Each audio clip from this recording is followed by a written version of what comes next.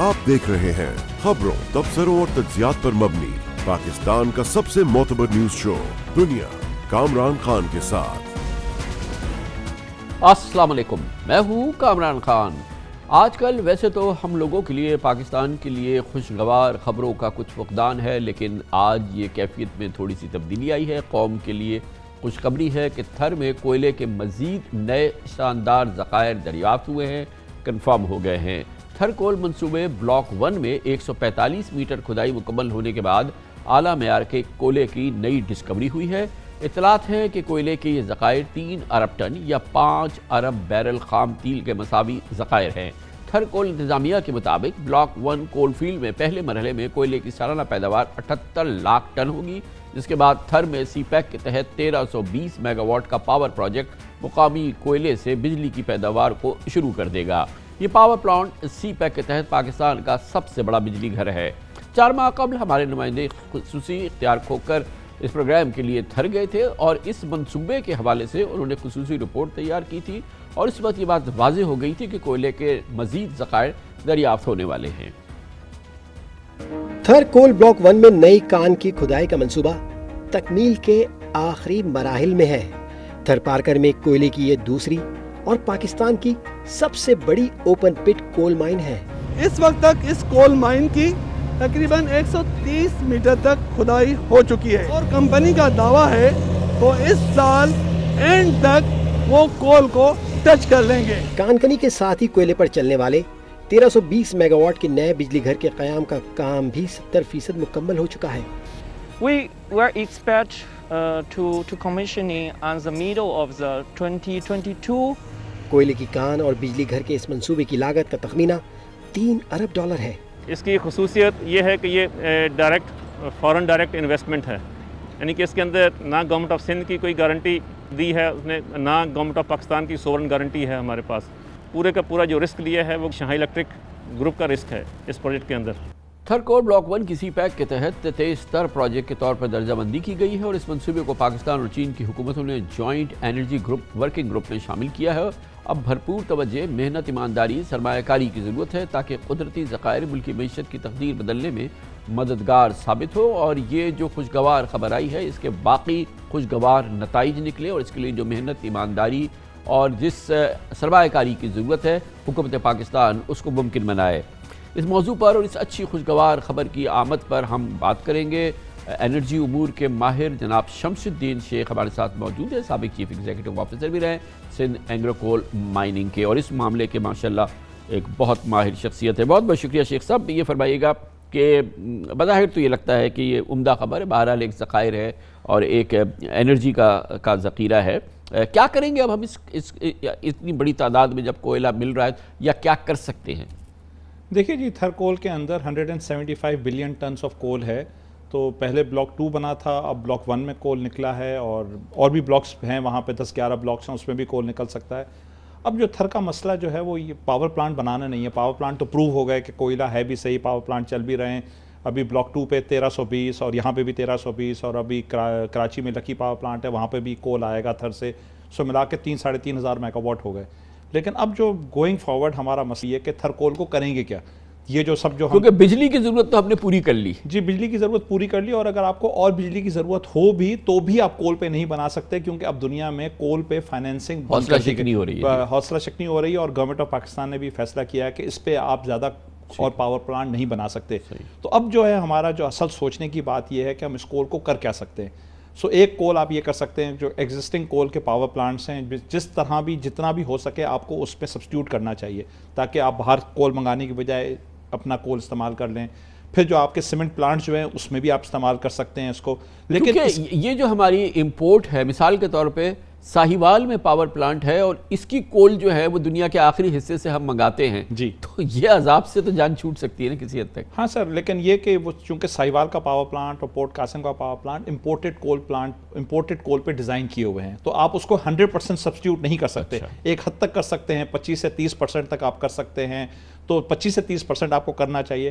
ایک اچھی بات ہے کہ گورنمنٹ آف سندھ اور گورنمنٹ آف پاکستان مل کر ایک ریلوے لائن کنیکٹ کر رہے ہیں, تھر کو ریلوے لائن سے کنیکٹ کیا جا رہا ہے. اس کی وجہ سے جو 660 میگا واٹ کا لکی کا پاور پلانٹ ہے کراچی میں, اس پہ بھی کول آنے لگے گا اور دوسری جگہ پہ بھی کول جانے لگے گا. لیکن اس سب کے باوجود آپ کول کا یعنی کیا کہیے اشیر بھی آپ استعمال نہیں کر پائیں گے جو آپ کے پاس کول ہے. تو ہمیں کچھ اور دیکھنا چاہیے کہ ہم اس کول کو کیا کر سکتے ہیں. ماڈل ہوں گے نا دنیا میں جہاں پر اتنے بڑے بڑے کوئلے کے ذخائر ہیں اور جو ترقی یافتہ ممالک ہیں یا ترقی پذیر ممالک ہیں وہ اس کا کیا کر رہے ہیں. مثال کے طور پہ چین جو ہے وہ اس کا ماہر تصور کیا جاتا ہے دنیا کی تمام ملکوں میں.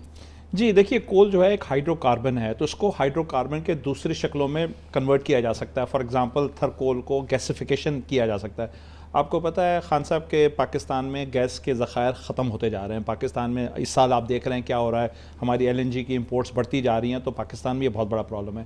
آئندہ کچھ سالوں میں, اب آج کل ہم فرٹیلائزر پلانٹس کو تو سپلائی کرتے ہیں گیس, لیکن آئندہ کچھ سالوں میں جیسے جیسے گیس ختم ہونے لگے گی ہم فرٹیلائزر پلانٹس کو نہیں دینے لگیں گے.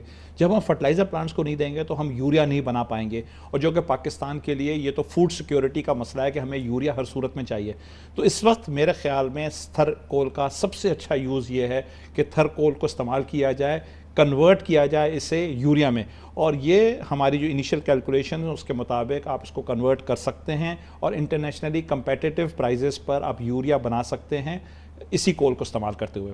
اور یہ ہمارا سب سے نیکسٹ یوز جو ہے یہی ہونا چاہیے. جو ہمارے ایگزسٹنگ پلانٹ ہیں ان پہ بھی ہمیں یہ کول لے جانا چاہیے تاکہ اس کو کنورٹ کر کے کول پہ چلایا جائے. نئے لگانے چاہیے یوریا کے پلانٹ جو کہ سائٹ پہ لگائے جائیں یا کوئی اور بہتر جگہ پہ لگائے جائیں, یا اس کو گیس میں کنورٹ کیا جائے. اس کے لیے ظاہر ہے کہ حکومت پاکستان کی تو جتنی سرمایہ کاری یہاں پہ چاہیے, جتنی مہارت چاہیے, جتنا تجربہ چاہیے, وہ ابھی پاکستان میں اس لحاظ سے ہے نہیں, اور ریاست کے پاس, حکومت کے پاس تو بالکل نہیں ہے. تو اس کے لیے اس پورے ماحول کو بڑا پرکشش بنانا پڑے گا, جو کہ بڑے بڑے انٹرنیشنل پلیئرز ہیں یا جو اس کے جو ماہر ہیں جو کہ اس پورے کام کو جانتے ہیں, کہ ان کے لیے اتنی کشش پیدا ہو کہ وہ یہاں پر آئیں اور پھر وہ اس پوری جو ہمارے یہ ذخائر ہیں ان کا بہتر سے بہتر جو استعمال جو آپ نے تجویز بھی کیا ہے اس کا استعمال ہو سکتا ہے وہ ہو سکے. جی بالکل صحیح بات ہے, اور اس کے لیے جو سب سے بڑا ماہر جو ہے اس کام کے لیے وہ چائنا ہے, اور گورنمنٹ آف پاکستان نے اس کو اب سی پیک میں شامل بھی کر لیا ہے اس پروجیکٹ کو. اب یہ پروجیکٹ جو ہے سی پیک کا پارٹ ہے اور یہ اب ریسرچ کی فیزز سے جا رہا ہے. لیکن میرے خیال میں ابھی government of Sindh, government of Pakistan اور پرائیویٹ سیکٹر کو مل کر یہ سب مل کر ایک کام کرنا چاہیے اور بہت محنت کرنی چاہیے, کیونکہ ہمیں جو اس کی ضرورت ہے وہ تقریباً 2029 میں ضرورت پڑے گی. سو آج سے لے کے 6-7 سال, اور پروجیکٹ آف دس نیچر 7 سے 8 سال لگتے ہیں بننے میں. اگر ہم جتنا ویٹ کریں گے تو آپ دیکھیے گا 28, 29, 30 میں پھر ہمیں یوریا کی کمی آنے لگے گی, پھر ہمیں یوریا امپورٹ کرنا پڑے گا. اگر آج سے ہم نے کام یہ کرنا شروع نہیں کیا تو آج سے ہمیں پاکستان میں بہت بڑی فرٹیلائزر کی 4-5 بڑی کمپنیز ہیں. آپ دیکھیے فوجی ہیں, اینگرو ہے یا فاطمہ ہے, دوسرے لوگ ہیں جو کہ یہ بہت جائنٹس ہیں اپنی فیلڈ میں. تو ان لوگوں کو لے کر, سی پیک اتھارٹی کو لے کر, پھر یہاں پہ کراچی میں جو انرجی ڈپارٹمنٹ ہے, ان کو سب کو مل کر سر جوڑ کر یہ کام کرنا چاہیے. چائنیز ہیلپ بھی کرنا چاہتے ہیں, اور اس میں ایک اچھی بات یہ ہے کہ چائنیز جو ہیں وہ پاور پلانٹ میں تو آپ کو گورنمنٹ سے سرکولر ڈیٹ کے ایشوز ہوتے ہیں, پیسے ملتے ہیں نہیں ملتے. یہ تو یہ ہے کہ آپ یوریا بنائیں گے اور لوگوں کو بیچیں گے تو اس میں پیسے بھی جلدی سے آپ کو مل جائیں گے, پیسے کا بھی ایشو نہیں ہے. تو یہ ایک بہت اچھا وائبل پروجیکٹ ہے, لیکن ایک صحیح معنی میں محنت کرنے کی ضرورت ہے. مجھے تو ایک پاکستانی کی حیثیت سے لگ رہا ہے کہ یہ ایک طرح سے خدائی مدد ہے کہ آگے جن چیزوں کا فقدان ہونے والا ہے, جس کی ہمیں شدید مسائل پیدا ہو سکتے ہیں, جیسے کہ آپ نے فرمایا کہ جو ہمیں گیس اپنے فرٹیلائزر پلانٹس کو دینی ہے وہ ہوگی نہیں تو ہم دیں گے کہاں سے, اور پھر فیڈ سیکیورٹی کے مسئلے ہوں گے, تو وہ اس کا ایک ذریعہ جو ہے جو کہ قدرت فراہم کر سکتی ہے وہ تو اب آپ کو دے دیا ہے. اب آپ کو اس کو استعمال کرنا اور اس کو کس طریقے سے فوری طور پہ اس پہ کام شروع کرنا اور ایک منصوبہ, ایک مربوط منصوبے کے تحت اس کو آگے بڑھانا, یہ تو اب ہماری ذمہ داری ہے. جی جس طرح شاعر نے کہا کہ میں ہر چیز میں دیر کر دیتا ہوں, تو کول کو استعمال کرتے ہوئے بھی ہم نے دیر کر دی. کول جو ہے 90s میں نکلا تھا, ہم نے آ کے اتنی دیر سے اس کو استعمال کیا. اسی طرح سے اس کا کام جو یوریا کنورژن جو ہے یہ بھی ہمیں آج شروع کر دینا چاہیے, ورنہ 5-6 سال کے بعد آپ یقین جانیے کہ ہم یہ کہیں گے ہم نے پھر دیر کر دی اس کام کرتے ہوئے. ہمیں آج سے کام شروع کرنا چاہیے, اور یہ پاکستان اللہ تعالیٰ کی خاص دین ہے, اور ہمیں تو ہر طرح کی ریسرچ کرنی چاہیے تاکہ اس کول کو ہم زیادہ سے زیادہ یوز کر سکیں. ادروائز کول زمین کے نیچے تو کسی کام کا نہیں. تو یہ یوریا کنورژن کے لیے ہمیں اسی مقام پہ پلانٹس لگانے پڑیں گے فرٹیلائزر, یا یہ کہ جو ہمارے ایگزسٹنگ پلانٹس ہیں وہاں تک جائیں گی یہ؟ کامران خان، یہ خان صاحب یہ دونوں جگہ پہ ہو سکتا ہے. یہ یہاں پہ یہ بھی ممکن ہے کہ آپ کول کو چونکہ ریلوے لائن لگ رہی ہے تو وہاں پہ لے جائیے، یا اگر آپ کو نئے پاور پلانٹ لگانے ہیں تو آپ یہاں پہ لگائیے.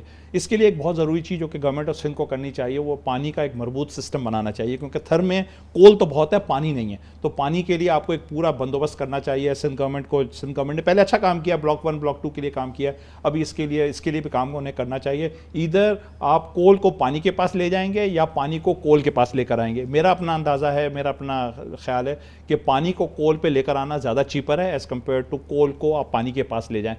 تو پانی لانا چاہیے. واٹر ریسورسز ہیں اویلیبل جن کو کہ ہم لا سکتے ہوں؟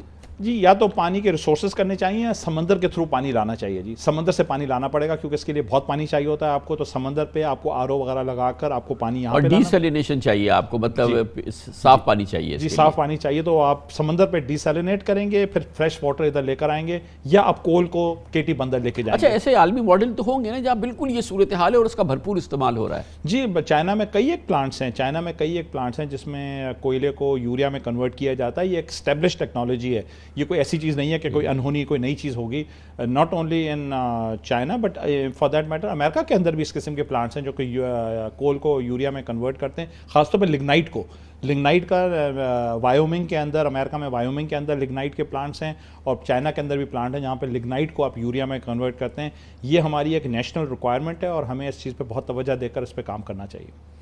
بہت بہت شکریہ جناب شمس الدین شیخ. آپ نے تجربے کی نگاہ سے دیکھا، بہت بڑا ذخیرہ ہے، اللہ تعالیٰ کا بہت بڑا کرم ہے، اتنا بڑا ذخیرہ مزید مل گیا ہے کوئلے کا. اب اس کا بھرپور استعمال پاکستان کی معاشی تقدیر کو بدلنے میں بڑا معاون ثابت ہو سکتا ہے. کمرشل بریک، اس کے بعد ذکر کرتے ہیں. موجودہ صورتحال یہ ہے کہ پاکستان میں مہنگائی مزید بڑھ گئی ہے اور 2 سال کا ریکارڈ ٹوٹ گیا ہے. صرف پاکستان کا مسئلہ نہیں ہے، لیکن پاکستان کا مسئلہ اس لیے سنگین ہے کہ ہمارے روپے کی قدر مسلسل کم ہو رہی ہے اور یہ تمام چیزیں ہم امپورٹ کرتے ہیں. ماہر معیشت کیا کہتے ہیں یہ بتائیں گے آپ کو چھوٹے سے وقت کے بعد.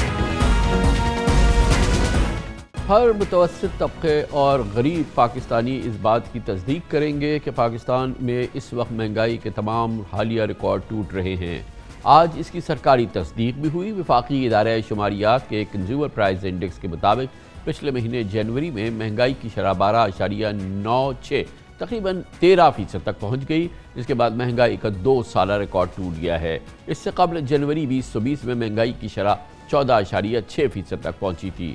حیران کن سرکاری اعداد و شمار کے مطابق پچھلے سال جنوری میں مہنگائی کی شرح 5.7% تھی، جو ایک سال میں 130% اضافے سے اس سال جنوری میں 12.96% ہو چکی ہے. ادارہ شماریات کے مطابق سالانہ بنیادوں پر کوکنگ آئل 54%، گھی 47%، دالیں 41%، سبزیاں پھل 28%، جبکہ پیٹرولیم مصنوعات 36% مہنگی ہو چکی ہیں. اس مالی سال جولائی سے جنوری مہنگائی کی اوسط شرح 10.26% رہی تھی، جبکہ گورنر اسٹیٹ بینک ڈاکٹر رضا باقر نے حالیہ مانیٹری پالیسی اجلاس کے بعد اطمینان کا اظہار کیا تھا کہ پاکستان میں مہنگائی کی شرح اندازوں سے ابھی کم ہے. جو لاسٹ مہنگائی کا ہیڈ لائن انفلیشن کا نمبر آیا تھا وہ تھا تقریباً 12.3% ایئر آن ایئر. لیکن اگر آپ اس کو اس کے پچھلے مہینے سے دیکھیں تو جو انفلیشن کا، جس کو ہم انفلیشن کا مومنٹم کہتے ہیں، وہ مہنگائی کا مومنٹم کم ہو رہا ہے. نومبر میں جب انفلیشن کا فگر آیا تو وہ منتھ آن منتھ 3% تھا، لیکن جب دسمبر میں ہم نے مہنگائی اور CPI کا فگر دیکھا تو دسمبر میں اتنی ہی قیمتیں رہیں جتنی نومبر میں تھی، یعنی کہ منتھ آن منتھ جو مہنگائی تھی وہ 0% کی سپیڈ سے بڑھی تھی. یہ بتاتی ہے کہ جو مہنگائی میں مومنٹم ہے وہ تھوڑا کم ہو رہا ہے. ابھی تو تھوڑی بہت جو ہمارا ہیڈ لائن انفلیشن ہے ایئر آن ایئر وہ تو تھوڑا بڑا ہوا ہی رہے گا، لیکن اس سے اگر ہم آگے تھوڑا سا دیکھتے ہیں تو ہم یہ دیکھ رہے ہیں کہ ایکچولی جو ہماری مہنگائی کی پروجیکشن ہے وہ تھوڑی کم ہوئی ہے. کھانے پینے کی متعدد چیزوں اور اشیاء خوردلوش 17% GST کے بعد مزید مہنگی ہوئی ہیں، لیکن پچھلے ماہ منی بجٹ پیش کرتے ہوئے وزیر خزانہ شوکت ترین کا اصرار تھا کہ فائنانس بل سے ملک میں، یعنی منی بجٹ سے ملک میں مہنگائی کا کوئی طوفان نہیں آئے گا. اب شوکت ترین کہتے ہیں کہ مہنگائی ایک عالمی مسئلہ ہے اور حکومت کے کنٹرول میں نہیں ہے. कॉमन मैन के ऊपर 2 अरब रुपए के जो टैक्सेस की एग्जेम्पशन निकाल रहे हैं, सिर्फ 2, तो ये कौन सा ऐसी तूफान आ जाएगा इसके ऊपर महंगाई पे 2 अरब रुपए से। आपने इस चीज को एक ऐसे वो कर दिया है कि यार ये एक सुनामी आने वाली है। मैंने तो आपके सामने नंबर्स रख दी, तो मुझे बताएं 2 अरब रुपए पे कौन सी सुनामी आएगी। सो खोदा पहाड़ निकला चूहा। कमोडिटी प्राइस साइकिल जो है ये एक इंटरनेशनल फिनोमेना है जिसको हम कंट्रोल नहीं कर सकते। ऑयल प्राइसेस, कोल, स्टील, एडिबल ऑयल, ये दालें जो हैं इनकी जो प्राइसेस जो हैं डबल से भी ज़्यादा बढ़ गई। इसमें कोई शक नहीं, महंगाई सिर्फ पाकिस्तान का मसला नहीं है। महंगाई इस वक्त पूरी दुनिया को बुरी तरह से सता रही है, मगर पाकिस्तान का मसला ये है कि अब जबकि दुनिया भर में कमोडिटीज़ की कीमतों में, तेल की कीमतों में इजाफा हुआ, पाकिस्तान में दूसरा मसला ये पैदा हुआ कि पाकिस्तानी रुपए की कदर तेज़ी से गिरी, जिसकी वजह से तमाम इंपोर्ट्स पाकिस्तान के लिए मज़ीद महंगी हो गई और इसीलिए पाकिस्तानियों के लिए महंगाई की 2 धारी काट थी जो कि इस वक्त पाकिस्तानियों को काट रही है। इस वक्त दुनिया भर में ये मसला है, जैसे मैंने आपको बताया, अमेरिका में 7.5% रिकॉर्ड महंगाई रिकॉर्ड की गई है जो कि हालिया सालों में, हालिया तारीख की सबसे ज़्यादा महंगाई है। भारत में भी इस वक्त सालाना महंगाई तकरीबन 5.5%, बांग्लादेश में तकरीबन 5.5%, श्रीलंका में तकरीबन 8.5%, नेपाल में 6% है, मगर पाकिस्तान में महंगाई की सालाना शरह 10% से ज़ायद और माहाना तकरीबन 13% तक पहुँच चुकी है।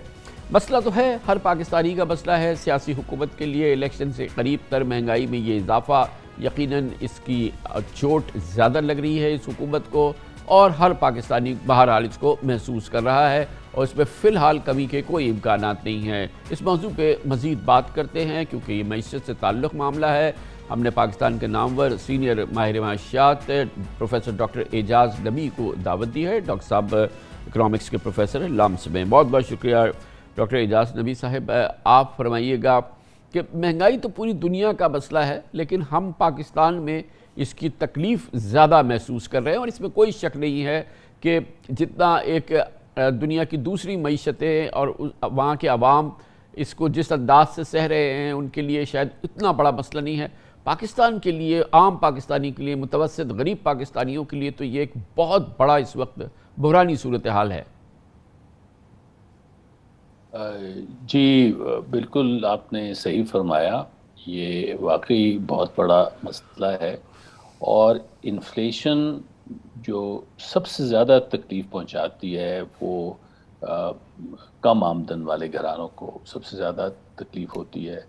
जो लोग रिलेटिवली बेटर ऑफ हैं, उनके पास एसेट्स होती हैं और एसेट्स की कीमत इन्फ्लेशन के साथ बढ़ जाती है तो वो किसी हद तक इन्फ्लेशन का टक्कर उनके पास है। लेकिन कम आमदन वाले घराने और फिक्स्ड इनकम वाले घरानों को ये बहुत ही तकलीफ़देह चीज़ होती है, इसमें कोई शक नहीं। और जब मुल्कों को इस किस्म की इन्फ्लेशन का सामना करना पड़ता है तो बहुत पॉलिटिकल प्रेशर बन जाता है कि इसके बारे में कुछ ना कुछ किया जाए। आपने पाकिस्तान के केस में जो 2 आपने इश्यूज़ का को आइडेंटिफाई किया वो बिल्कुल सही हैं। एक तो आलमी इन्फ्लेशन का असर हम पे हो रहा है, सप्लाई साइड का जो इफ़ेक्ट है उसका हम पे असर हो रहा है, और दूसरा जो एक्सचेंज रेट हम एडजस्टमेंट हो रही है उसका असर हो रहा है। अब मसला ये है कि अगर हम एक्सचेंज रेट को नहीं एडजस्ट करते और हम अपने रिज़र्व्स को इस्तेमाल करते हैं इंपोर्ट्स के लिए तो वो उसका बैलेंस ऑफ पेमेंट्स का ख़तरा बन जाता है, जिसके और बहुत बड़े मसाइल होते हैं। चुनाचे इन हालात में हुकूमत के पास बहुत कम हथियार रह जाते हैं इनको काउंटर करने के लिए।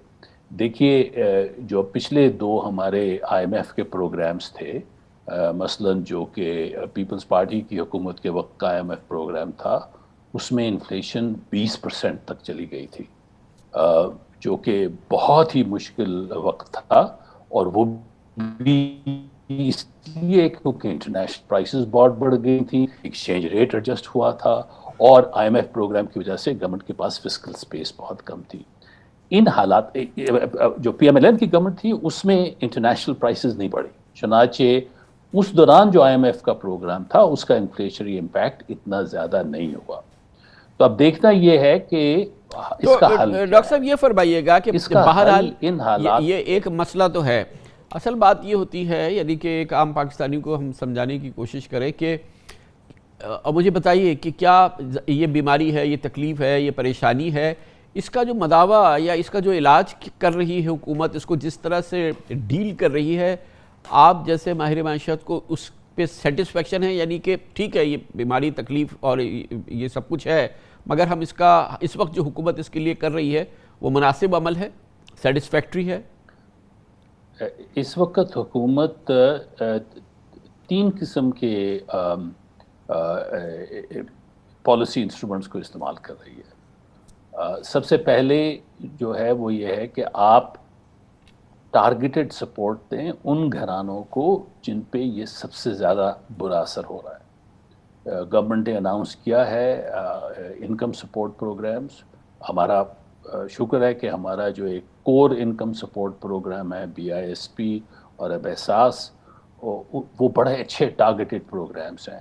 ان پروگرامز کو استعمال کر کے گورنمنٹ ان گھرانوں کو جو کہ اس وقت زیادہ بری طرح سے اثر انداز ہو رہے ہیں ان کی سپورٹ کی جائے، تو میں سمجھتا ہوں یہ ایک اچھی چیز ہے۔ اس کے علاوہ گورنمنٹ نے اس سے جو ہائر انکم کے گروپس ہیں ان کو بھی سپورٹ کرنے کی کوشش کر رہے ہیں، لیکن وہاں پر ان کے ہاتھ بندھے ہوئے ہیں۔ آپ اتنا ہی سپورٹ کر سکتے ہیں جتنا آپ کو بجٹ اجازت دے گا۔ اگر آپ اس سے زیادہ بجٹ میں چلے جاتے ہیں، اس سے زیادہ خرچہ کر جاتے ہیں، تو اس کا پھر اثر ہوتا ہے لانگ ٹرم انفلیشن کے اوپر۔ چنانچہ گورنمنٹ کے اس لحاظ سے ہاتھ بندھے ہوئے ہیں۔ جو دوسری چیز گورنمنٹ کوشش کر رہی ہے کرنے کی وہ یہ ہے کہ جو میکرو اکنامک حالات ہیں جن کی وجہ سے ہمیں ایکسچینج ریٹ میں بار بار ایڈجسٹمنٹ کرنی پڑتی ہے، ان میکرو اکنامک حالات کے اوپر کنٹرول کیا جائے۔ اس میں میں سمجھتا ہوں کہ گورنمنٹ نے اسلام آباد میں اور میں سمجھتا ہوں کہ اسٹیٹ بینک نے کراچی میں مل کے جو مانیٹری اور فسکل پالیسیز اختیار کی اب اس میں ہیں، وہ اگر کووڈ نہ ہوتا تو اس وقت تک حالات سنبھل گئے ہوتے۔ کووڈ کی وجہ سے ان تمام پالیسی انسٹرومنٹس کو ایک دھچکا لگا ہے۔ اس میں ایک امپورٹنٹ ڈیولپمنٹ ہونے جا رہی ہے۔ کل IMF بورڈ کا اجلاس ہے پاکستان کے پروگرام کی ریزمپشن کے لیے، اور تمام سائنس سگنلز یہی ہیں کہ یہ بورڈ پاکستان کے پروگرام کو اپروو کر دے گا۔ کل کے بعد سے جو ماحول ہوگا یہ اس پوری صورتحال سے نمٹنے کے لیے مددگار ہوگا مزید؟ جی بالکل مددگار ہوگا۔ میں سمجھتا ہوں کہ IMF کا بورڈ اس چیز کو ذہن میں رکھے گا کہ پاکستان ٹارگیٹڈ سپورٹ کر رہا ہے ان انکم گروپس کو جو بہت بری طرح سے متاثر ہوئے ہیں انفلیشن کی وجہ سے۔ وہ دیکھے گا کہ پاکستان کا پروگرام جو انکم سپورٹ پروگرام ہے وہ صحیح چل رہا ہے۔ اس کے علاوہ جو ابھی ریسنٹلی ہم نے ایڈجسٹمنٹ کی ری بیسنگ کی ہے اپنے GDP کی، اس کے بارے میں بھی وہ کافی جانچ پڑتال کریں گے کہ وہ صحیح ہوئی ہے یا نہیں ہوئی۔ اب تک جو ہمیں ظاہر ہوا ہے وہ یہی ہے کہ جو GDP کی ایڈجسٹمنٹ ہوئی ہے وہ بالکل صحیح ہوئی ہے، وہ ان تمام اصولوں کے مطابق ہوئی ہے جن کو جائز کہا جا سکتا ہے۔ اس کے علاوہ جو ہمارا اوور آل ریزرو ایکیومولیشن ہو رہی ہے اس کو بھی IMF کا بورڈ بڑی اچھی طرح سے دیکھے گا۔ جو چیز مشکل پیش کرے گی ہماری حکومت کے لیے وہ ہے کہ یہ توقع رہے گی کہ جب انٹرنیشنل پرائسز بڑھیں گی تیل کی تو وہ قیمت جو ہے وہ پاس آن ہو جائے کنزیومر کو۔ یہ توقع کرے گا IMF کہ وہ ہو۔ یہ اب ہم ایک بڑے ہی مشکل پولیٹیکل سائیکل میں جا رہے ہیں جہاں پر کہ گورنمنٹ کی کوشش ہوگی کہ اس کو اس حد تک نہ پاس آن کیا جائے جس سے کہ کنزیومرز کو اور کم گھرانے انکم والے گھرانے کو پوری طرح سے ان کو اثر ہو، تو وہ کوشش کریں کہ یہ نہ ہو، تو تھوڑی سی ٹسل اس بات پہ چلے گی۔ بہت بہت شکریہ پروفیسر ڈاکٹر اعجاز نبی ہمارے ساتھ موجود تھے۔ کمرشل بریک اس دوران نیوز ہیڈ لائنز دیکھیں، اس کے بعد ہم اپنے پروگرام کے باقی حصے کے ساتھ واپس آتے ہیں۔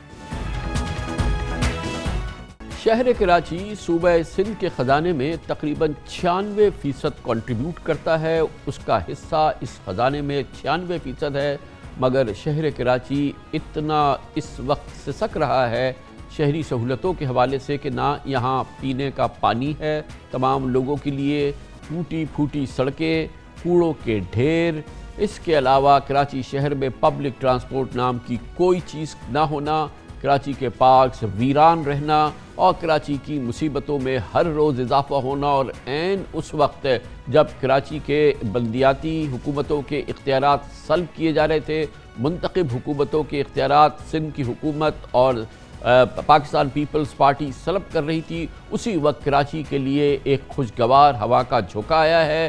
سپریم کورٹ آف پاکستان نے آج ایک تاریخی فیصلہ دیا ہے، جب آج سبکدوش ہونے والے چیف جسٹس آف پاکستان جناب جسٹس گلزار احمد نے اپنے آخری حکم نامے میں سندھ میں بلدیاتی اداروں کے اختیارات بحال کر دیے اور ایک بہت ہی تاریخی فیصلہ سنایا۔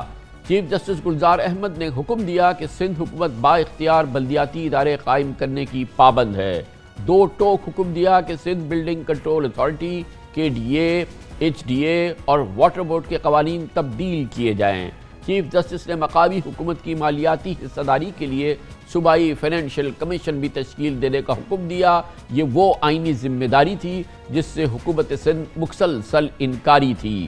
اسی طرح سے آئین کی شق 140A جو کہ مضبوط مالیاتی حوالے سے، انتظامی لحاظ سے، سیاسی اعتبار سے خود مختار بلدیاتی حکومتوں کو نہیں بننے دے رہی تھی، آج سپریم کورٹ آف پاکستان نے واضح طور پہ اس کا حکم دیا ہے۔ اس کے ساتھ ہی سپریم کورٹ نے سندھ لوکل گورنمنٹ ایکٹ کی شق 74 اور 75 کالعدم قرار دیتے ہوئے حکم دیا کہ بلدیاتی حکومت کو آرٹیکل 140A کے مطابق مکمل مالیاتی، انتظامی اور سیاسی اختیارات یقینی بنائے جائیں۔ چیف جسٹس گلزار احمد نے آج اپنے منصب کے آخری روز اور آخری کیس میں سندھ میں بلدیاتی اختیارات سے متعلق MQM کی درخواست پر فیصلہ سنایا۔ 2017 میں دائر پٹیشن پر چیف جسٹس نے یہ فیصلہ 26 اکتوبر 2020 کو محفوظ کیا تھا۔ آج خود فیصلہ پڑھ کر سناتے ہوئے چیف جسٹس گلزار احمد نے کہا کہ آرٹیکل 140A کے تحت لوکل گورنمنٹ کا قیام عمل میں آتا ہے۔ سندھ حکومت تمام قوانین میں آئین سے مطابقت پیدا کرے۔ چیف جسٹس نے فیصلے میں لکھا کہ سندھ حکومت مقامی حکومتوں کے ساتھ ہم آہنگی اور اچھا ورکنگ ریلیشن رکھنے کی پابند ہے۔ عدالت نے فیصلے میں پابند کیا کہ ماسٹر پلان بنانا اور اس پر عمل درآمد بلدیاتی حکومتوں کے اختیارات ہیں۔ بلدیاتی حکومت کے تحت آنے والا کوئی نیا منصوبہ صوبائی حکومت شروع نہیں کر سکتی۔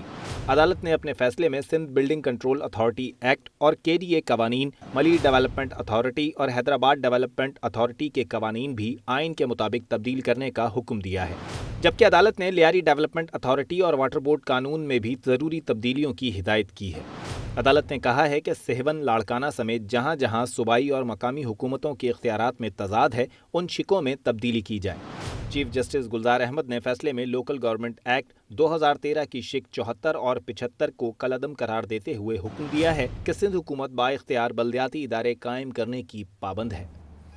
اہم بات یہ ہے کہ سندھ لوکل گورنمنٹ ایکٹ کی شق 74 صوبائی حکومت کو یہ اختیار دیتی ہے کہ وہ مالی اور انتظامی اعتبار سے مقامی حکومت سے کوئی بھی محکمہ یا ادارہ اپنے ماتحت کر سکتی ہے، جبکہ بلدیاتی قانون کی شق 75 کے تحت سندھ حکومت بلدیاتی امور سے متعلق بورڈ یا اتھارٹی اور بلدیاتی اسکیم خود بنانے کا اختیار رکھتی ہے۔ گویا کہ بلدیاتی حکومتوں کو مقامی حکومتوں کو بالکل مجروح یتیم کر دینے کا پورا اختیار حکومت سندھ نے خود حاصل کر لیا تھا اور پھر اس پہ عمل درآمد بھی ہوا تھا۔ آج سپریم کورٹ کے حکم کے مطابق اگر سندھ لوکل گورنمنٹ ایکٹ کی متعلقہ شقیں کالعدم ہونے سے سندھ حکومت مقامی حکومتوں سے لیے گئے محکمے اختیارات اور وسائل واپس کرنے کی اب وہ پابند ہوگی۔ سپریم کورٹ کے فیصلے کے بعد میڈیا سے گفتگو میں متوقع طور پہ وزیر اعلیٰ مراد علی شاہ نے اس فیصلے پر اپنے تحفظات کا بھی اظہار کیا اور ایک طرح سے مزے کا بھی اڑایا۔ چیف جسٹس صاحب اعلان کر رہے ہیں ججمنٹ کا، جو کہ اکتوبر 2020 میں آخری ہیئرنگ ہوئی تھی، وہ مناسب سمجھتے ہوں گے کہ آخری دن میں یہ وہی بات ہے کہ مجھے پتہ ہے کہ میرا ٹرم جو ہے وہ اینڈ ہوگا 2023 اور اس کے آخری دن میں ایسے اقدامات کر کے جاؤں جس کے فار ریچنگ افیکٹ، لیکن وہ با اختیار ہیں، ان کو بالکل کر سکتے ہیں کہ انہوں نے کہا ہے کہ 140A کے ہم آہنگی کی جائے۔ ہم بالکل منوان تیار ہیں۔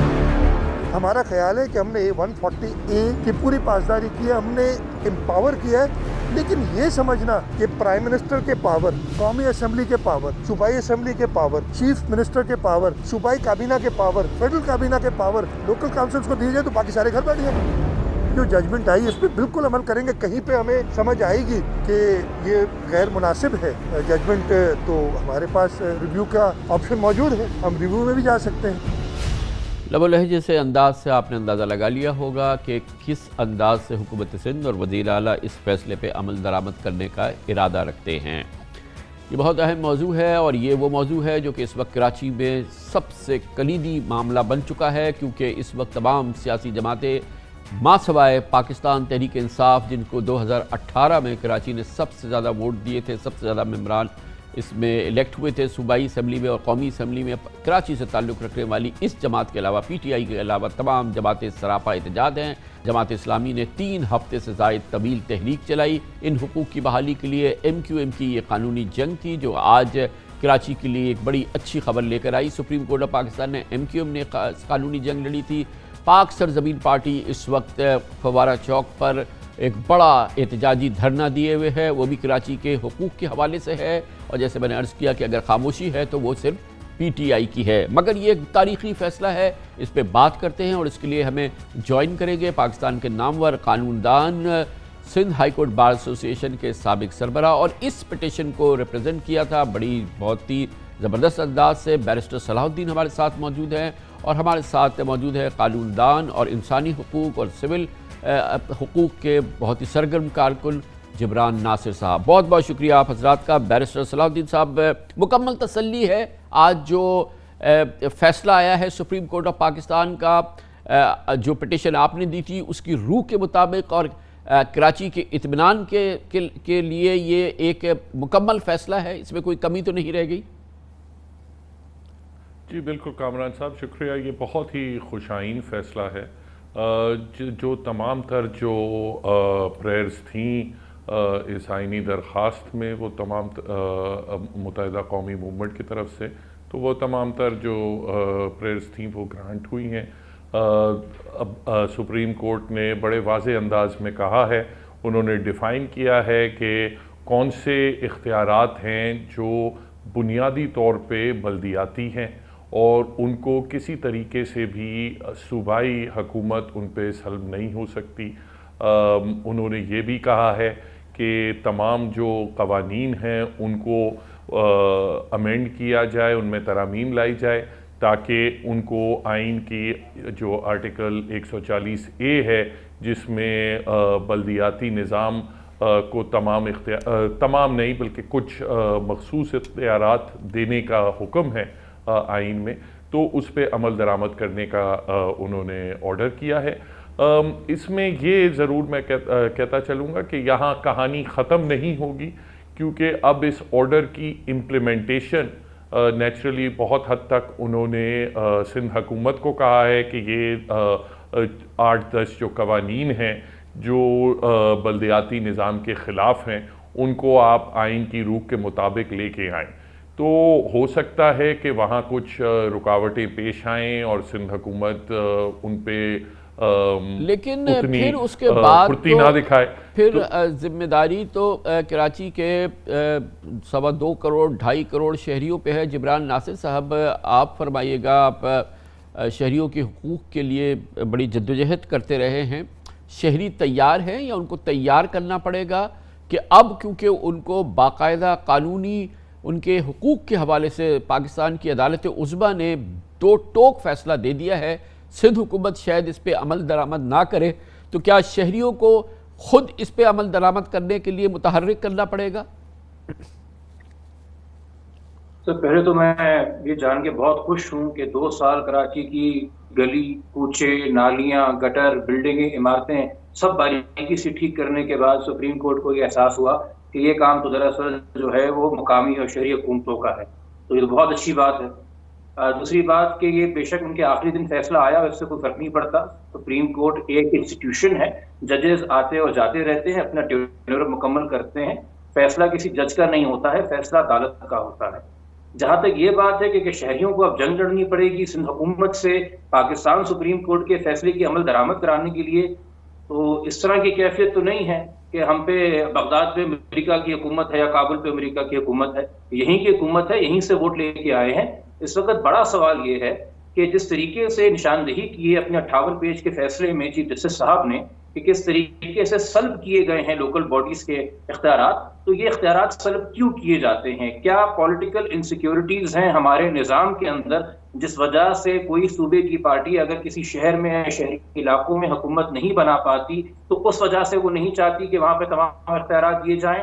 اور دوسرا یہ کہ لوکل باڈیز بنانے سے چونکہ نہ صرف نظام میں معاشرے میں بلکہ سیاسی پارٹیز کے اندر بھی مزید ڈیموکریسی آتی ہے. چونکہ دیکھیے آپ بے شک صوبائی وزیر ہوں گے مگر اگر آپ خیرپور کے میئر ہیں یا سیون کے میئر ہیں یا دادو کے میئر ہیں یا کراچی کے میئر ہیں تو وہ چھوٹی پوزیشن نہیں ہے. تو ود ان پارٹی بھی ایک نئی wave of leaders and important political persons نکل کے آتی ہے اور وہ بھی پارٹی سٹرکچر کو ڈسٹرب کرتی ہے. ہمارے یہاں چونکہ سینٹرلائزیشن پہ بہت فوکس ہے اور اختیار کے اوپر غصب کرنے کی زیادہ عادت ہے بجائے اس کو کہ اس کو ڈیوالو کیا جائے. تو اس سوچ سے ہمیں لڑنا ہے چونکہ یہ سوچ آپ کو پاکستان کی ہر مین اسٹریم پارٹی میں نظر آئے گی, صرف پیپلز پارٹی کا مسئلہ نہیں ہے. تو بیرسٹر صلاح الدین صاحب یہ فرمائیے گا کہ اب تو سپریم کورٹ کا واضح فیصلہ آ گیا ہے, کب تک اس پہ عمل درآمد نہیں کر سکتی حکومت کی پابندی کیا ہے سپریم کورٹ کے فیصلے کے بعد کہ جو احکامات ہیں ان پر اس کی روح کے مطابق عمل ہو؟ اس میں کتنی مدت ہے حکومت کے پاس؟ دیکھیں کوئی انہوں نے مخصوص وقت تو نہیں دیا. کچھ شکیں ہیں سندھ لوکل گورنمنٹ کی جو انہوں نے آٹومیٹکلی سٹرائک ڈاؤن کر دی ہیں, 74-75 کا آپ نے ذکر کیا. بقایا جو قوانین کو میں ترمیم لانی ہے, دوسرا پروونشل جو فائنانس کمیشن ایوارڈ ہے وہ امپلیمنٹ کرنا ہے, جو 30 ارب سے زائد پیسے رکے ہوئے ہیں کراچی کے جو ارریئرز ہیں وہ دینے ہیں. اس کا کوئی اسپیسیفک وقت نہیں دیا مگر اس میں قانونی جو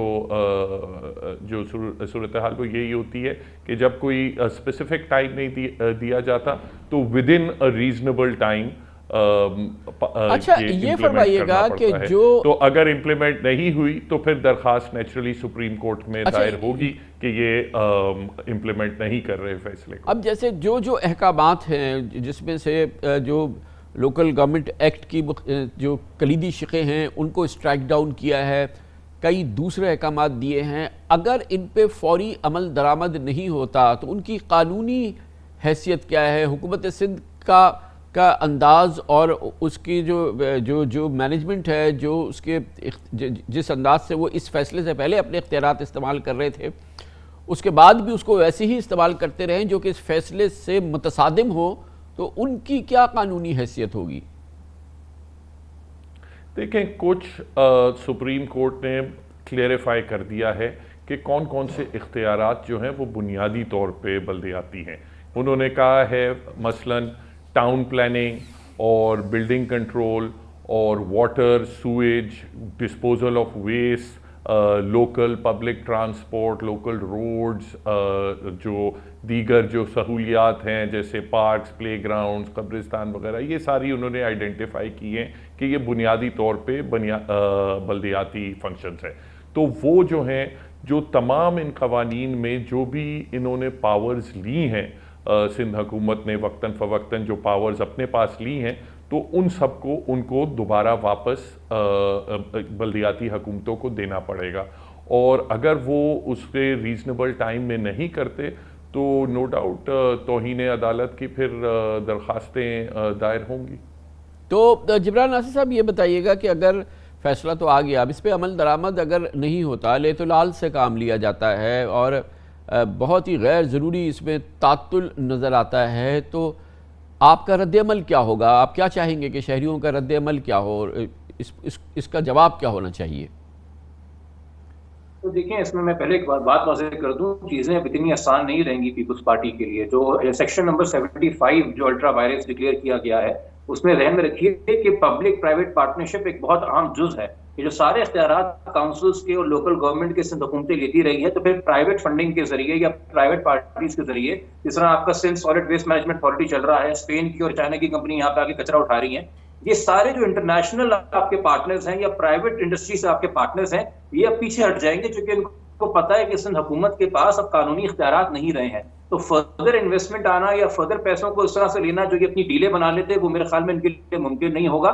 جہاں ان کے پاس اپنے انٹرنل ایڈمنسٹریٹو افیئرس کے اختیارات انہوں نے کچھ رکھے ہوئے تھے ٹرانسفرز کے اور باقی چیزوں کے, وہاں ضرور ان کے لیے مشکلات ہیں. مگر دیکھیے اتنے بڑے واضح فیصلے کے بعد اور خاص طور کے اوپر کراچی جہاں کے اوپر ابھی ایڈمنسٹریٹر بھی لا کے اپنی جماعت سے ویسے کوشش کر رہی ہے پیپلز پارٹی کہ جی ہم کراچی کے لیے بہت انٹرسٹڈ ہیں اور کراچی کے لیے بہت کرنا چاہتے ہیں، تو عام فہم انسان بھی جو ہے وہ اتنی عقل و دانش رکھتا ہے کہ اسے پتہ ہے کہ اس وقت جو نظام ہے اس کے لیے بہتر نہیں ہے۔ 2023 میں تمام پارٹیز نے الیکشن میں جانا ہے، اگر اس سے پہلے اس نظام کی درستگی نہیں کرتی ہے پیپلز پارٹی اور بضد ہوتی ہے، خاص طور پہ جب ایک لیگل ججمنٹ بھی آ گیا سپریم کورٹ کا، تو وہی سب سے زیادہ سفر کرے گی۔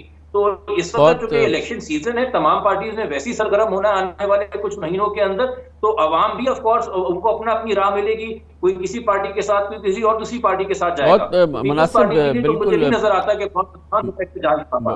بہت مناسب تبصرہ ہے بیرسٹر صلاح الدین صاحب۔ یہ اس سے تو کوئی فرق نہیں پڑتا کہ آج چیف جسٹس آف پاکستان نے اپنے آخری دورے اس ملازمت کے آخری دن یہ فیصلہ دیا ہے، سپریم کورٹ اس فیصلے کی محافظ ہے اور آنے والے چیف جسٹس اور جو اب سپریم کورٹ آئندہ بھی اس فیصلے پہ عمل درآمد کرانے کی پابند ہے نا، اور وہ اس کو یقینی بنائے گی۔ جی بالکل، فیصلہ سپریم کورٹ کا ہے، کسی فرد واحد کا نہیں ہے۔ جب تک وہ چیف جسٹس ہیں وہ پورا اختیار رکھتے ہیں فیصلہ سنانے کا، اور یہ سپریم کورٹ کا فیصلہ ہے، اسی طرح عمل درآمد ہوگا اور کروایا جائے گا۔ ایک اس میں دیکھیں دیگر ایک ایشو یہ بھی ہے کہ میں سمجھتا ہوں بڑا مشکل ہو جائے گا کسی بھی حکومت کو یا کسی بھی جماعت کو، چاہے وہ پیپلز پارٹی ہو یا تحریک انصاف ہو یا کوئی بھی ہو۔ دیکھیں آپ جب بات کرتے ہیں ڈی سینٹرلائزیشن کی، ڈیولوشن کی، آپ کہتے ہیں وفاق سے اختیارات آپ صوبوں کو دیں، تو صوبائی حکومتوں پہ آ کے پھر ڈیولوشن اور ڈی سینٹرلائزیشن کا عمل نہیں رک سکتا، اور وہ آج سپریم کورٹ کا فیصلہ واضح کرتا ہے کہ ڈی سینٹرلائزیشن آپ تب تک کریں، ڈیولوشن آپ تب تک کریں جب تک عوام کے پاس پاور نہ آئے، اور عوام کے پاس سب سے زیادہ پاور ہمیشہ لوکل گورنمنٹس میں ہی آتی ہے۔ یقیناً۔ تو جبران صاحب، بڑا انٹرسٹنگ امپورٹنٹ ٹائمنگ ہے اس سے بہت ہی تاریخی فیصلے کی، کیونکہ یہ اس وقت آیا ہے جب ایک جانب تو سندھ حکومت جو منتخب حکومتوں کے اختیارات تھے، منتخب میئر کے اختیارات تھے، ان کو مزید سلب کر رہی تھی، اور اس کی ایک غیر یقینی اس نے پورے اس ماحول کو انتہائی غیر یقینی کی صورتحال میں ڈال دیا تھا۔ دوسری جانب ایک اویئرنیس ہم دیکھ رہے تھے عوام میں، اور شہر سے منسلک جو بڑی جماعتیں ہیں وہ سڑکوں پہ نکلی ہوئی تھی۔ تو یہ پورا معاملہ اس وقت ویسے ہی ایک ابال کی جانب تھا جس وقت یہ سپریم کورٹ کا فیصلہ آیا ہے۔ یہ ایک پورا ماحول جو ہے یہ کراچی کے مستقبل کے حوالے سے، کیا ہم اس کو کہہ سکتے ہیں کہ ٹرننگ پوائنٹ آ رہا ہے؟ جی، دیر آئے درست آئی والی کیفیت ہے، اور اچھا ہے کہ یہ فیصلہ اس وقت آ گیا ہے۔ ایک تو اس لیے چونکہ دیکھیے یہ جو اس وقت کچھ دھرنے ہو رہے تھے، اور دھرنے کے بعد پیپلز پارٹی اور جماعت اسلامی کے بیچ میں جو ہے کچھ معاملات بھی طے پا گئے، مگر ہمیں بھی پتا ہے کہ جب آئین کے قانون کے اندر، ایکٹس کے اندر بیسک بنیادی فالٹس ہوں، اسٹرکچر فالٹ ہوں، تو اس کے اوپر سے لیپا پوتی کرنے سے تو فرق نہیں پڑے گا۔ آپ کو عوام کو اختیارات، جیسے صلاح الدین صاحب کہہ رہے تھے، گلی کوچے محلے تک دینے تھے، کہ ہم سب دعویٰ کرتے ہیں کہ ہمیں پاکستان سے محبت ہے، مگر میرے آپ کے نصیب کا پاکستان کیا ہے؟ آپ کے ہمسائے کا پارک، وہاں کے اوپر علاقے کے اندر نیبرہڈ کی سڑکیں، گلیاں کوچے۔ آپ چاہتے ہیں یار میں کراچی نہیں ٹھیک کر سکتا، کم سے کم اپنی 10-12 گلیوں کی ذمہ داری لے سکتا ہوں، اس پارک کی ذمہ داری لے سکتا ہوں، اس کے حوالے سے کمپلین کر سکتا ہوں، اپلیکیشن فائل کر سکتا ہوں، مگر جہاں اپلیکیشن اور کمپلین فائل کرنے جائیں، اگر وہاں پہ بیٹھا ہوا آپ کا الیکٹڈ امیدوار جو ہے، نمائندہ، وہ اختیار ہی نہ رکھتا ہو، تو فائدہ کیا ہے؟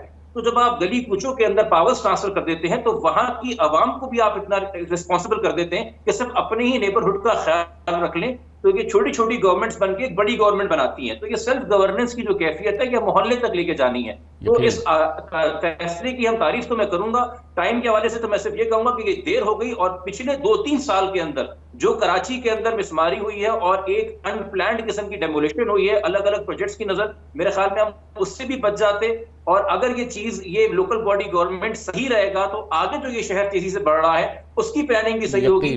ہمیں اس میں یاد رکھنا پڑے گا کہ اس شہر کے اندر ایک کمزور لوکل باڈی گورنمنٹ کے نظام کے دوران ہی 16,500 ایکڑ اس شہر کے کھا کے ایک پرائیویٹ ہاؤسنگ سوسائٹی کو دے دیے گئے، خیر وہ ریگولرائز ہو گیا بعد میں، مگر مزید اس شہر کے وسائل کو لوٹا نہ جائے اور شہر کے لوگوں کو اختیارات دیے جائیں، اور آنے والے مستقبل کی جو جنریشنز ہیں ان کا اس شہر کے اندر جینا ممکن ہو۔ اس کے لیے ضروری ہے کہ اس ڈی سینٹرلائزیشن آف پاور کی اسکیم کو عملی جامہ بہت شکریہ جناب جبران ناصر، سول رائٹ ایکٹیوسٹ، کراچی کے حقوق کے لیے جدوجہد کر رہے ہیں، اور دوسری جانب بیرسٹر صلاح الدین نامور قانون دان ہے۔ کراچی کی یہ جنگ سپریم کورٹ آف پاکستان میں بیرسٹر صلاح الدین نے لڑی اور جیتی۔ کمرشل بریک، اس کے بعد ذکر کریں گے پارلیمنٹ میں اپوزیشن کی بار بار رسوائی، حکومت کی بار بار کامیابی، گو کہ سینٹ میں واضح اکثریت ہے اپوزیشن کی، اور قومی اسمبلی میں بھی حکومت کی کوئی واضح اکثریت نہیں ہے، مگر اس کے باوجود پارلیمنٹ میں چھائی ہوئی ہے پاکستان تحریک انصاف۔ اپوزیشن کی بار بار رسوائی خود ہوتی ہے، خود کرواتی ہے، یا کچھ اور کھیل ہے، اس کی بات کرتے ہیں چھوٹے سے وقفے کے بعد۔ پارلیمنٹ میں اپوزیشن جماعتوں کی بار بار عددی اقلیت کا ثابت ہونا اور سینٹ میں اکثریت کے باوجود پارلیمانی فیصلوں میں بار بار اپوزیشن کی رسوائی اب کوئی معمہ نہیں ہے بلکہ ایک معمول بن چکا ہے۔ جمعے کو سینٹ میں اسٹیٹ بینک خود مختاری بل کی منظوری نے اپوزیشن کی شکست کے پرانے زخم تازہ کیے، بلکہ سینٹ میں قائد حزب اختلاف یوسف رضا گیلانی سمیت اپوزیشن جماعتوں کے چند دیگر اراکین نشانے پر آ گئے ہیں۔ اسٹیٹ بینک خود مختاری بل کی منظوری کے موقع پر یوسف رضا گیلانی سمیت اپوزیشن کے 8 اراکین سینٹ میں موجود نہیں تھے۔ مسلم لیگ نون کی سینیٹر نصرت صادق اور پیپلز پارٹی کے سکندر مہندرو بیرون ملک علاج کے لیے تھے۔ وہ بیرون ملک بتائے گئے۔ مشاہد صاحب کے بارے میں بتایا گیا کہ وہ کورونا میں ہے، اور پختونخوا ملی عوامی پارٹی کے شفیق ترین، بی این پی مینگل کی نسیمہ احسان اور قاسم رانجو اور جے یو آئی کے سینیٹر طلعت محمود بھی غیر حاضر رہے، جبکہ اے این پی کے عمر فاروق ووٹنگ کے دوران سینٹ سے باہر چلے گئے۔ رہی صحیح کسر اپوزیشن دلاور گروپ کے آزاد اراکین نے اپنا ووٹ حکومتی پرڑے میں ڈال کر پوری کی، اور یوں 42 کے مقابلے میں 43 ووٹوں سے بل منظور ہو گیا، اور ایک بار پھر سینٹ میں اپوزیشن کی اکثریت منہ دیکھتی رہ گئی۔ گویا صرف یوسف رضا گیلانی یا پیپلز پارٹی ذمہ دار نہیں، بلکہ Noon League, A N P, B N P, J U I بھی پاک صاف اپوزیشن نہیں ہے یا دل سے اپوزیشن نہیں ہے۔ اس بات کا جذباتی انداز میں شکوہ یوسف رضا گیلانی نے کل سینٹ اجلاس میں کیا۔ گیلانی صاحب نے اپنی پارٹی کے رہنماؤں کی شکایت کا بھی برا منایا۔ I am not astonished by the harsh words of my opponents, but I am astonished by the silence of my well-wishers. There are few ministers, you all honorable ministers are sitting. اگر یہ بات کریں, I'll be honored. مگر وہ جن کی credibility نہ ہو and who are turncoats, they are saying کہ I helped the government. And I'm saying by your vote, they won. At least the credit should be given to you, not to me. I have already submitted my resignation to my party that I don't want to be the leader of the opposition. Thank you. آج Saint کے اجلاس میں وزیر خارجہ مخدوم شاہ محمود قریشی نے یوسف رضا گیلانی کو آڑے ہاتھوں لیا اور گیلانی صاحب کا نام لیے بغیر کہا کہ سینٹ میں اپوزیشن لیڈر ایک دن پہلے تک دلاور خان گروپ کو حاضری یقینی بنانے کی ہدایت کر رہے تھے اور بل کی منظوری کے وقت وہ خود غائب ہو گئے۔ یہ کہتے ہیں کہ ہمیں پر وقت اطلاع نہیں دی گئی۔ آپ کا دفتر اور آپ خود سینیٹر دلاور صاحب کو اور انڈیپینڈنٹ ممبران سے رجوع کرتے ہیں، ان کو دعوت دیتے ہیں، ان کی حاضری کو یقینی بنانے کی کوشش کرتے ہیں، خود غیر حاضر ہو جاتے ہیں۔ یہ موزے زبان اس بات سے ناآشنا ہے کہ موجودہ لیڈر دی اپوزیشن کس طرح سینیٹر منتخب ہوئے۔ کیا پاکستان مسلم لیگ نون کے ساتھ انہوں نے کمپرومائز نہیں کیا تھا؟ کیا ان کے ساتھ ہاتھ نہیں کیا گیا کہ قائد حزب اختلاف نون لیگ کا ہوگا؟ راتوں رات یہ تبدیلی کیسے آ گئی؟ انہوں نے کہا تھا میں لیڈر دی اپوزیشن نہیں بننا چاہتا، جھوٹ بولا تھا۔ یہ رہیں گے، یہ استعفیٰ واپس لیں گے، یہ استعفیٰ واپس لیں گے، یہ اسی کرسی کو چپکے رہیں گے۔ یہ ڈرامہ تھا۔ جیسے کہ شاہ محمود قریشی دعویٰ کر رہے تھے، یوسف رضا گیلانی کا استعفیٰ محض ایک بلبلہ ثابت ہوا ہے۔ حقیقت میں ہوا بھی کچھ ایسے ہی ہے۔ جناب گیلانی نے استعفے کی واپسی کو پارٹی پالیسی قرار دے کر جان چھڑا لی ہے اور کہا ہے کہ استعفیٰ منظور نہیں ہوا۔ آپ استعفے پہ قائم ہے سر کہ استعفے پہ قائم ہے کہ آپ پارٹی کی ڈیسیجن کو دیکھیں گے؟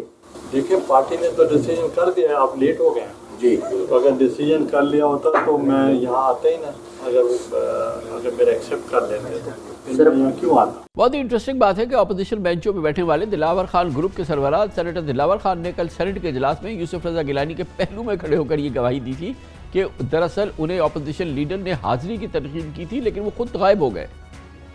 यूसुफ रजा गिलानी साहब ने मेरे साथ टेलीफोन पर बात की कि खान साहब आप कल मीटिंग के लिए आ जाए। मैंने कहा बिल्कुल, मैं तो वैसे भी आ रहा था लेकिन आ जाए। मैं जब इधर आया तो लीडर ऑफ द अपोजिशन अपने दफ्तर में नहीं थे। नसीबुल्लाह खान साहब मेरे पास आए और उसने कहा कि शौकत तरीन साहब कहते हैं कि मुझे अगर 10-15 मिनट दिए जाएं तो मेहरबानी होगी। शौकत तरीन साहब और हम बैठ गए उधर। उसने उस बिल के बारे में पूरा उसके खत खाल हमें बताया और बाद में मैंने नसीबुल्लाह खान साहब ने, हमारे जितने भी अहमद खान साहब ने, उसको कहा सपोर्ट करने की हमने अंदिया दे दी।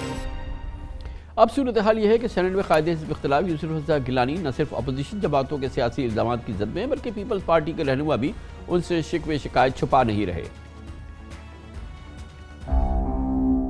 यूसुफ रज़ा गिलानी साहब मेरे लिए बहुत काबिल एहतराम है, मैं उनकी बड़ी इज्जत करता हूँ, लेकिन माज़रत के साथ हमारे लिए ये लोगों को जवाब देना मुश्किल हो जाता है बार बार। इस तरह के जो हमसे मिसहैप्स होते हैं, चले ठीक है अगर हम एक स्ट्रेट वोट के अंदर हार जाते हैं, लेकिन हमारे मेंबरान का वहां पर ना होना, अपोजिशन के मेंबरान का ना होना, ये लोगों को क्या सिग्नल करता है कि तमाम अपोजिशन के रहनुमाओं ने इस बिल को कौमी सालमियत के खिलाफ करार दिया और फिर वहां पर मौजूद ना होना, ये एक बड़ा नेगेटिव मैसेज अवामुन्नास में भेजता है। जिस दिन ये बिल आया था उनके होने से वहाँ कोई ना कोई ऑपोजिशन को सपोर्ट तो मिलती, तो वो उनके ना होने से कुछ एक ये था कि एक वैक्यूम तो था कि लीडर ऑफ ऑपोजिशन इतने इम्पोर्टेंट बिल पे नहीं था। दिलचस्प मज़ेदार सियासी सूरत हाल है, इस पर बात करते हैं। हमारे साथ मौजूद हैं डॉन न्यूज़ का मकबूल प्रोग्राम ज़रा हटके के हो सरदार खोड़ो, जो कि न्यूज़ एनालिस्ट भी हैं। बहुत बहुत शुक्रिया खोड़ो साहब। ये फरमाइएगा कि अब तो ये एक मामूल सा बन गया है, ये एक चीज़ कंसिस्टेंट है अपोजिशन पॉलिटिक्स में, वो ये कि हुकूमत को कोई सेटबैक नहीं देना है पार्लियामेंट के अंदर। ये जो धागा है जिसने कि इसको मेंटेन किया हुआ है, ये बड़ी दिलचस्प बात है। आप इसको कैसे देखते हैं, ये क्या होता है? मेरा ख्याल है मैं उसको इसी तरह देखता हूँ जैसे आप भी देख रहे हो, जिस तरह सब देख रहे हैं। अच्छा, दो तीन सिनेरियोज हैं कामरान साहब। एक तो अगर हम ये सिनेरियो लें कि वाकई ही ऑपोजिशन है और वाकई ही ऑपोजिशन चाहती है कि जी हम अदम एतमाद लाएंगे, हम मार्च करेंगे और इन सारी चीज़ों के प्रेशर से किसी ना किसी तरह कोई मुआवजा होगा और ये हुकूमत गिर जाएगी। अगर हम इस सिनेरियो को मान रहे हैं तो फिर तो अल्लाह ही हाफिज़ है आपका, और आपसे मेरी मुराद है ऑपोजिशन का। क्योंकि अगर एक ऐसे वोट में, और जैसे आपने दुरुस्त फरमाया, कोई पहली दफ़ा तो नहीं हुआ ना, ये तो बार बार हो रहा है। पहली दफ़ा आप कह सकते हैं कि चले गलती हो गई, दूसरी दफ़ा आप कह सकते हैं कि चले हुस्न इत्तेफाक है, लेकिन जब 3 से ज़ायद हो जाए तो फिर एक पैटर्न बन जाता है। तो अगर आपकी ऑपोजिशन सेनेट में, जहाँ पर उनकी एक अक्सरियत है, अगर वहाँ पर वो अपने मेंबर्स की अपीयरेंस प्रेजेंस ही नहीं इंश्योर कर सकते या ये नहीं इंश्योर कर सकते कि जो आ रहे हैं वो उनके हक में वोट करें, तो फिर तो इनका कोई हाल नहीं है। अच्छा, अब हम आते हैं दूसरे सिनेरियो की जानिब, और दूसरा सिनेरियो ये है, और यकीनन आप इससे मेरे से बेहतर जानेंगे इसके बारे में, लेकिन कुछ खबरें तो मेरे गुनहगार कानों तक भी पहुंची थी कि एक मैसेज कन्वे हुआ था कि ये जो बिल है ये अजीम तर कौमी मफाद में आप इसको पास होने दें। आप पास होने देगा ये मतलब नहीं है कि आप सब उठकर आए करेंगे और आप इसके हक में वोट देंगे, क्योंकि ज़ाहिर है आपने ऑपोजिशन भी तो करनी है, आपका नाम है ऑपोजिशन, लेकिन किसी ना किसी तरह इसको जाने दें। क्योंकि अगर ये स्टेट बैंक की खुद मुख्तारी का बिल मंजूर नहीं होता तो IMF की शराइत पूरी नहीं होंगी और फिर हमें वो जो $1 बिलियन मिलना है वो नहीं मिलेगा, और जाहिर है कि इससे बहुत नुकसान होगा। तो अगर आप अपना इखलास साबित करें, अपने आप को अपोजिशन साबित करें, अब इतना दबाव है, इतनी रुसवाई हुई है, इसमें कोई दो राय नहीं है, अपनी जो मेजॉरिटी है उसको एक्सरसाइज करें, वोट आउट कर दें चेयरमैन सेनेट को और नो कॉन्फिडेंस पास कर दें उनके खिलाफ। एक सिंपल सा तरीका है, करें हुकूमत को इसमें चैलेंज। सर है तो जी नहीं है तो सही सर, लेकिन पहले इससे पहले तो हमें यह सवाल पूछना चाहिए कि वो वाकई ऐसा करना चाहते हैं या नहीं। पहले भी एक तरह से कोशिश तो हुई थी, पर आपको याद है क्या हुआ है। मेरा ख्याल है कि ये जो रूट है ये अब इनको इतना सूट नहीं कर रहा। वो एक अलग बात है कि कोई भी रूट इनको एज सच मुझे नहीं सूट करते हुए देखा। मुझे पता है कि आजकल बहुत बातें हो रही हैं कि जी बस हुकूमत चंद दिनों की मेहमान है, वो एक अलग बात है कि हम हर हुकूमत के बारे में तकरीबन कमोपेश यही बात करते हैं। पीपल्स पार्टी की हुकूमत का आपको याद है कि हर रात ही फातिहा पढ़े होते थे। کیا واقعی اپوزیشن اس حکومت کو گرانا چاہتی ہے, whether through a no confidence, whether کسی انٹرونشن کے ذریعے, whether call for new elections? کیونکہ میں جس طرح اس کو سوچتا ہوں, اور یقیناً ایسے ہو سکتا ہے کہ میں بالکل ہی غلط ثابت ہوں آنے والے دنوں میں, لیکن میرا نہیں خیال کہ وہ یہ چاہتے ہیں کہ اس وقت وہ بھی آ کے اس حال کو سنبھالے, کیونکہ یہ اب جو پوزیشن بنی ہوئی ہے اس کو حل ہونے میں یہ کوئی سال 2 سال کی بات تو نہیں ہے, آپ کو بہت ٹائم لگے گا. اور پھر اس کے ساتھ اگر اس ہائپوتھیٹیکل سینیریو میں اگر عمران خان صاحب کی حکومت جاتی ہے تو کیا اپوزیشن واقعی ہی یہ سننا چاہ رہی ہیں اگلے 10 سالوں تک کہ جی ہم نے تو ساری چیزیں سیٹ کر دی تھیں, اگر 2 اور سال مل گئے ہوتے ہمیں تو ہم اپنا کام پورا کر دیتے. میرا خیال ہے کہ اس وقت وہ جو دکھانے والے دانت ہے نا, ساری گیم وہ ہے, چبانے کا منہ کسی کا نہیں ہے. میں متفق ہوں آپ کی اس تجزیے سے, اور یقیناً اس میں ایک اچھا پہلو یہ ہے کہ تیسری حکومت پاکستان میں اپنی مدت پوری کرے. ایک بار پیپلز پارٹی نے کر لی, دوسری بار نون لیگ نے کر لی, تیسری بار پی ٹی آئی کر لے, اور خطہ میں 2023 کے اندر آئندہ الیکشن ہو جائے. اس وقت کی جو سینیریو ہے اس میں اس کی کوئی میجر ڈسٹربنس آپ کو نظر نہیں آ رہی, ایسے ہی لگ بھگ ہو جائے گا. مجھے تو ایسے ہی لگ رہا ہے کامران صاحب. وہ ایک الگ بات ہے کہ دیکھیں پولیٹیکل کنزمپشن کے لیے ظاہر ہے اگر آپ حزب اختلاف میں ہیں تو آپ نے اختلاف تو کرنا ہی ہے نا. آپ نے ہر دوسرے دن کوئی نیا بیان دے دینا ہے, آپ نے کوئی ہنٹ ڈراپ کرنی ہے, آپ کی کوئی میٹنگ ہوگی کسی نہ کسی کولیشن ممبر کے ساتھ, تو یہ کو کہتے ہیں نا وہ ڈیتھ آف 1000 کٹس, یہ وہ سوئیاں چباتے رہیں گے, تھوڑا سا پریشر بھی ڈالیں گے. اب مارچ ہوتی ہے یا نہیں ہوتی بھی صحیح ہے تو اس کے بعد ماہ رمضان ہے, تو آپ کو پتا ہے کہ جو مارچ ہے اس پر بھی ایک ایکسپائری ڈیٹ پہلے سے ہی لگا ہوا ہے. تو میرا خیال ہے اس پورے ماحول کے اندر چھپی ہوئی ہے ایک اپرچونٹی عمران خان کے لیے کہ آئندہ 1.5 سال ابھی ہے آپ کے پاس کہ آپ کچھ محنت کر کے کچھ کر کے دکھائیں, کوئی ایسا منظر بنائیں جو کہ شاید اس سے مختلف ہو جو پچھلے 3.5 سال کے اندر رہا. تو ایک اپرچونٹی جو ہے وہ عمران خان اور پی ٹی آئی کے لیے اب بھی موجود ہے, ونڈو ہے ایک. بالکل ہے سر, یہ اپرچونٹی, یہ بالکل 100% میں آپ سے اگری کرتا ہوں. یہ اپرچونٹی لیکن بدقسمتی سے پچھلے 3 سالوں سے موجود تھی اور اس کو اویل نہیں کیا گیا. جی وقت کم ہی ہوتا جا رہا ہے. 1-2 چیزیں ہیں جو پی ٹی آئی کے ایڈوانٹیج میں جا سکتی ہیں. اگر کوئی معجزہ ہوتا ہے اور دنیا بھر میں کموڈیٹی پرائسز کم ہوتی ہیں تو اس کا ایک پازیٹیو امپیکٹ پڑے گا آپ کی معیشت پر, جس کا وہ بالکل کریڈٹ لے سکتے ہیں. جو بنیادی سوال ہوگا کہ الیکشن سے 6 مہینے اور سال پہلے ملک کا کیا حال ہے. ابھی جو ہے آپ کو پتا ہے کہ لوگ ہم جو ہیں, ہم بھی اس قوم کا حصہ ہیں, ہمیں غصہ بھی بہت جلدی آتا ہے لیکن پھر ہم معاف بھی بہت جلدی 6 مہینہ ہے ابھی, مزید 6 مہینے ہیں کہ عوام کے صبر کا امتحان آپ لے لیں. میرا خیال ہے یوزولی جو لاسٹ ایئر ہوتی ہے الیکشن کی, آپ کو پتا ہے کامران صاحب, اس میں کوشش کی جاتی ہے کہ فنڈز دی جائیں, یہ دی جائیں, کوئی واضح ڈیولپمنٹ ہو, عوام کو کچھ ریلیف ملے.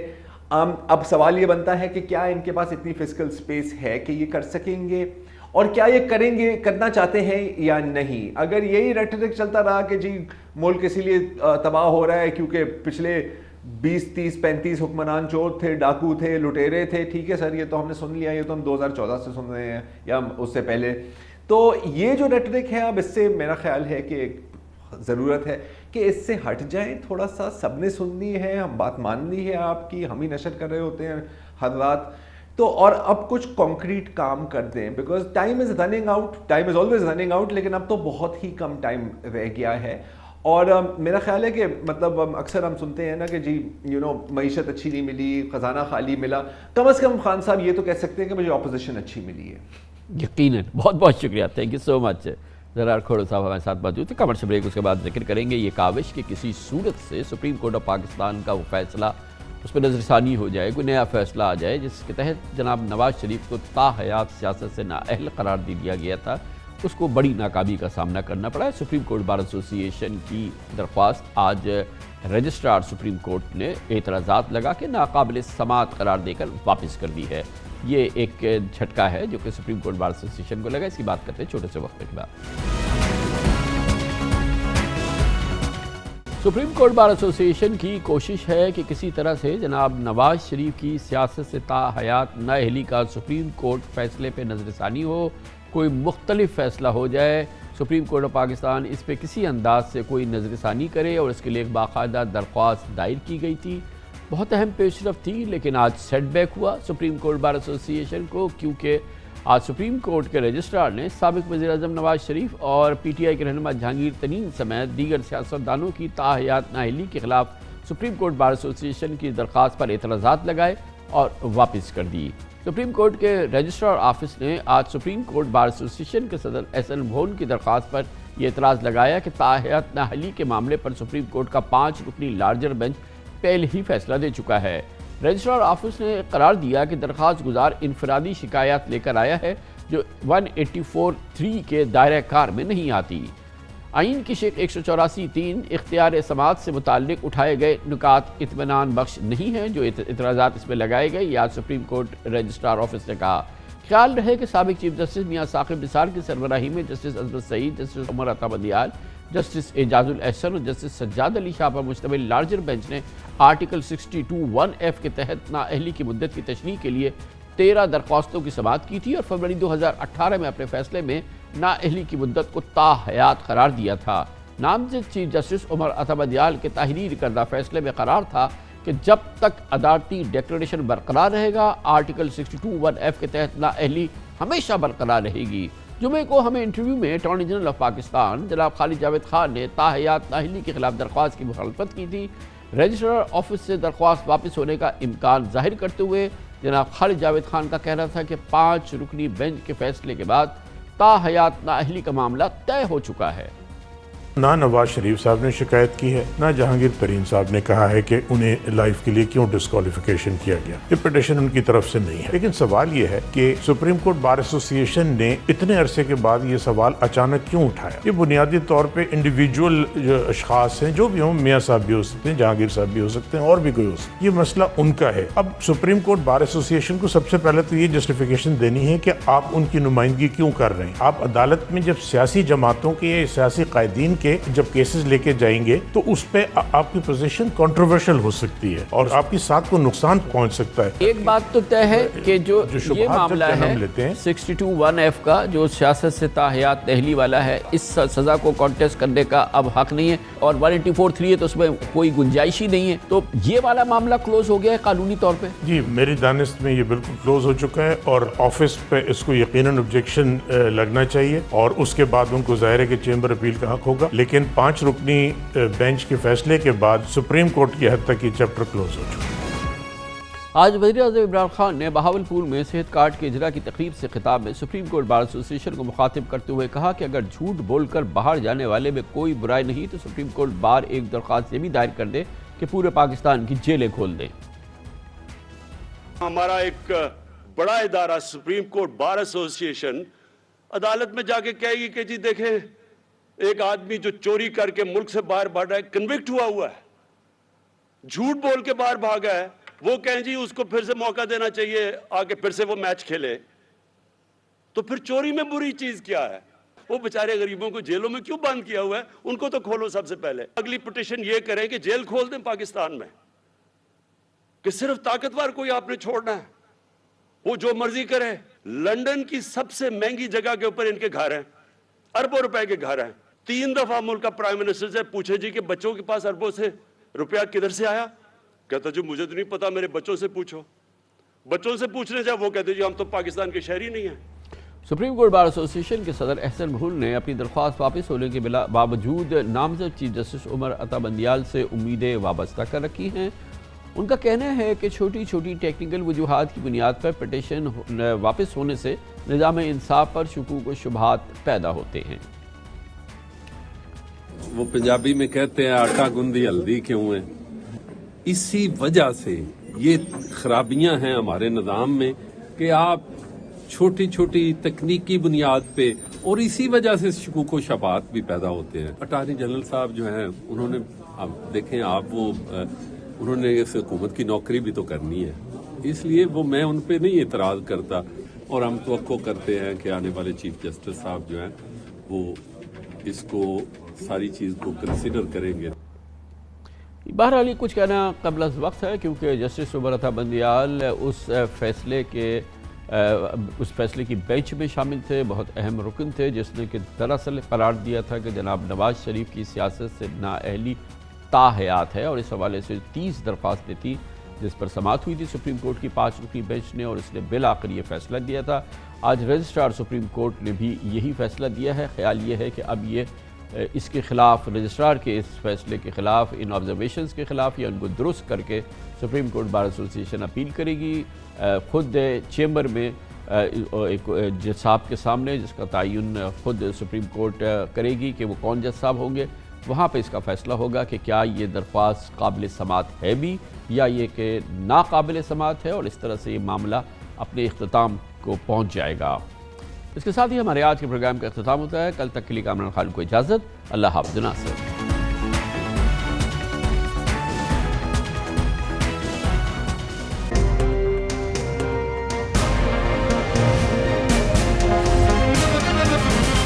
दुनिया खबर की दुनिया।